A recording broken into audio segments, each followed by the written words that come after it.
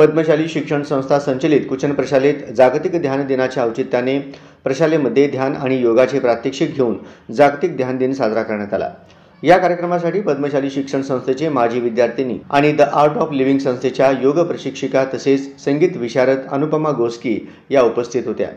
त्यांनी मागील 24 वर्षांपासून योग विद्येचे प्रचार आणि प्रसार केला आणि 1000पेक्षा जास्त विद्यार्थी योग प्रशिक्षित केलेले आहेत, असे उपमुख्याध्यापक मधुकर धर्मसाले यांनी त्यांचा परिचय करून देताना सांगितले। कार्यक्रमाच्या सुरुवातीला प्रास्ताविकेतून प्राचार्य युवराज मेटे यांनी ध्यान आणि योग हे भारतीय संस्कृतीची जगाला दिलेली सर्वोत्तम भेट असल्याचे सांगत ध्यान आणि योगाचे महत्त्व विशद केले।